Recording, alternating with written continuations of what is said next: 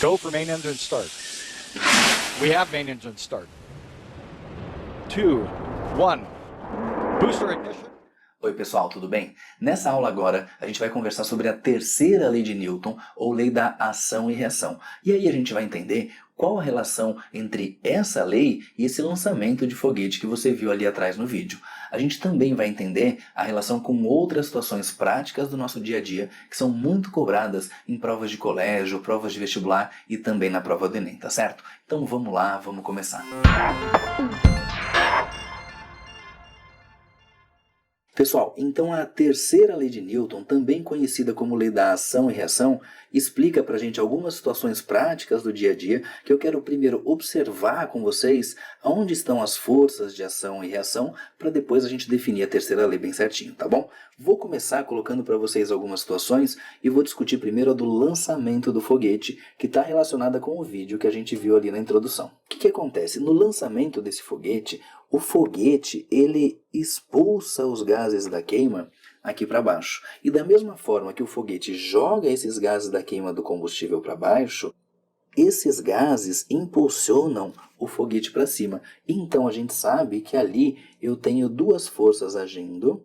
Essa força que eu vou chamar para vocês de F1 e essa força que eu vou chamar para vocês de F2. Essas duas forças formam o que a gente chama de parzinho ação e reação. Percebe uma coisa, olha só. Uma das forças está sendo feita sobre o foguete, a outra sobre os gases. Então a gente nota que essas forças agem em corpos diferentes. Detalhe, uma está para cima, a outra está para baixo, então elas têm sentidos opostos. Agora olha só, se eu tenho o foguete fazendo uma força aqui nos gases da queima do combustível de 500 mil newtons, eu vou ter uma força que os gases fazem no foguete também de 500 mil newtons. Ou seja, essas duas forças têm sempre o mesmo valor. Aí você vai pensar, eu já sei, né? Se eu tenho uma para cada lado e as duas de mesmo valor, elas vão se anular? Não, não vão, pessoal. Porque observa o seguinte, ó, uma das forças está agindo no foguete, a outra das forças está agindo ali nos gases da queima do combustível. Ou seja, elas não se anulam porque elas agem em corpos diferentes, tudo bem? Pessoal, a gente vai encontrar a mesma situação no caso desse ímã que está representado ali e dessas bolinhas de metal. O que acontece? O ímã faz uma força nas bolinhas de metal, atraindo elas. Agora, da mesma forma que o ímã atrai as bolinhas de metal, as bolinhas de metal atraem o ímã. E essas duas forças que eu representei para vocês aqui formam para a gente um parzinho ação e reação. Também são forças de mesmo valor, forças com sentidos opostos, mas não se anulam porque agem em corpos diferentes. Essa força está agindo sobre o ímã e essa outra força está agindo sobre as bolinhas.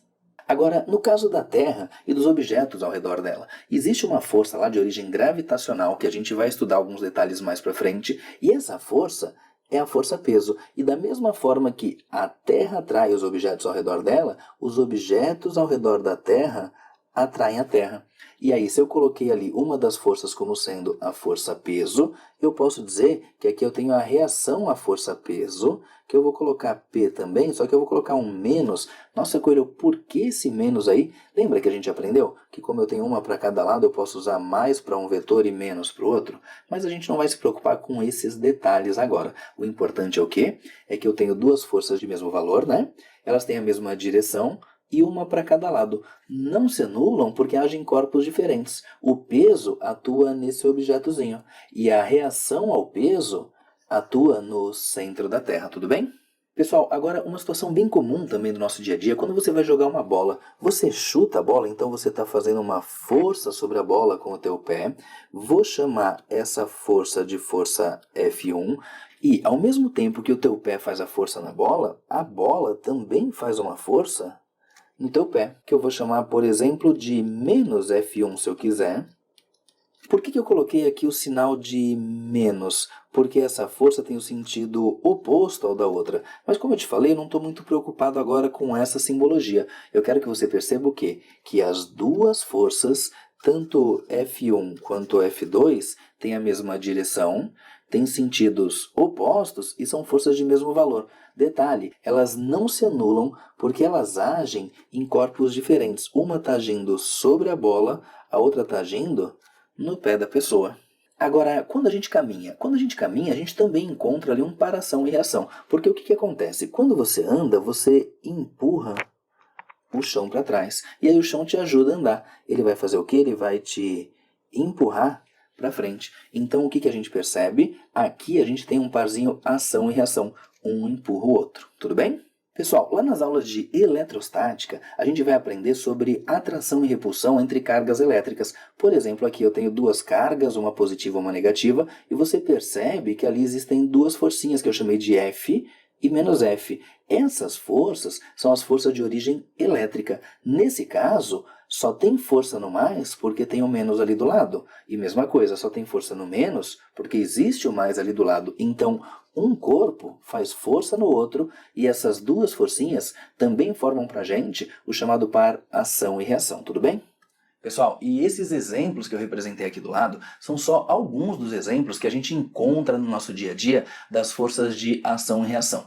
O mais importante é a gente perceber as características. Primeiro, um sempre faz força no outro. Quando eu empurro a minha mão direita na esquerda, a direita faz força na esquerda e a esquerda faz força na direita. Legal?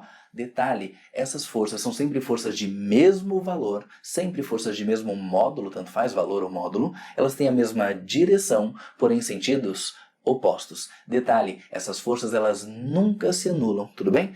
Mas espera aí, se elas têm o mesmo valor e estão uma para cada lado, por que elas não se anulam mesmo, lembra? Porque sempre, lembra? O pé faz força na bola e a bola faz força no pé. A carga positiva faz força na negativa e a negativa faz força na positiva. E assim por diante, ou seja, as forças nunca se anulam porque elas sempre agem em corpos diferentes, tá certo? Vamos lá, vamos anotar isso bem certinho. Vamos anotar então as principais informações que a gente acabou de falar. E a primeira coisa fundamental da gente lembrar é que para toda ação vai existir uma reação. Que características que eram essas mesmo? Primeiro, as forças são sempre de mesmo módulo. Quando a gente fala mesmo módulo, é importante a gente lembrar que a gente está falando de mesmo valor. Também são sempre forças de mesma direção, ou seja, se uma é horizontal, a outra também vai ser horizontal. Se uma é vertical, a outra também é vertical. São sempre forças de sentidos opostos, então se uma está para a direita, a outra está para a esquerda, se uma está para cima, a outra está para baixo.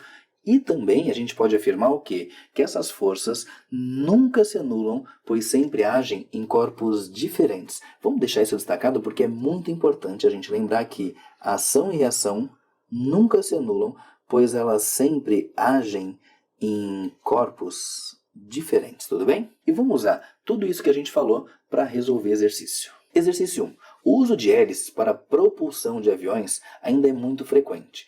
Quando em movimento, essas hélices empurram o ar para trás. Por isso, o avião se move para frente. Esse fenômeno é explicado. Bom, a gente acabou de estudar e acabou de ver que se o avião empurra o ar para trás, o ar empurra o avião para frente. Isso é explicado pela terceira lei de Newton, lei da ação e reação, que é o que diz para a gente a letra C. Exercício 2. Em tirinhas é muito comum encontrarmos situações que envolvem conceitos de física e que, inclusive, têm sua parte cômica relacionada de alguma forma com a física. Considere a tirinha envolvendo a turma da Mônica mostrada a seguir. Pessoal, vamos dar uma olhada ali na tirinha. A Mônica está fazendo cabo de guerra com esses três que estão aqui, mais o Cebolinha que está ali pendurado. E o Cascão fala o seguinte: Cebolinha, quer parar de torcer para a Mônica? Daí segue o enunciado. Supondo que o sistema se encontre em equilíbrio, é correto afirmar, de acordo com a lei da ação e reação, terceira lei de Newton, letra A, a força que a Mônica exerce sobre a corda e a força que os meninos exercem sobre a corda formam um par ação e reação. Não, pessoal, tá errado, porque para ser ação e reação, um tem que fazer força sobre o outro. Então, o que eu posso dizer é o seguinte, que a força da Mônica na corda e a força que a corda faz na Mônica formam pra gente um par ação e reação. Então eu vou pintar aqui da mesma cor. Da mesma forma que eu posso dizer para vocês o seguinte, que a força que os meninos fazem na corda e a força que a corda faz nos meninos vão formar pra gente um outro parzinho ação e reação, tudo bem? Então o item A está errado, porque ele perguntou se a força que a Mônica faz na corda e a força que os meninos também fazem na corda formam para ação e reação. Não, nunca. É sempre um fazendo força sobre o outro, tá certo? Letra B. A força que a Mônica exerce sobre o chão e a força que a corda faz sobre a Mônica formam para ação e reação. Não, né, pessoal? Porque a reação da força que a Mônica faz no chão é a força que o chão faz sobre a Mônica. Então tá errado. Letra C. A força que a Mônica exerce sobre a corda e a força que a corda faz sobre a Mônica formam para ação e reação. Aí sim, é exatamente o que a gente falou nessa situação aqui em cima, tudo bem? Então a nossa resposta é a letra C. Mas eu quero dar uma olhada com vocês na outra alternativa, a letra D. A força que a Mônica exerce sobre a corda e a força que os meninos exercem sobre o chão formam para ação e reação. Não, da gente, de jeito nenhum. A reação da força que a Mônica faz sobre a corda é que a corda faz sobre a Mônica. E se a gente olhar para o resto da frase, os meninos exercem uma força sobre o chão. A reação a essa força é a força que o chão exerce sobre os meninos. Agora, de repente, você vai lá e pergunta, Coelho, mas quem é ação? Quem é reação? Não existe. Uma é reação da outra, tudo bem? Então nós falamos para ação e reação, tanto faz quem é quem. Pessoal, e essa foi pra gente a terceira lei de Newton, uma aula simples de conceitos básicos, porém fundamentais para várias situaçõezinhas que a gente vai estudar nas próximas aulas, tá certo? Tchau e até a próxima aula.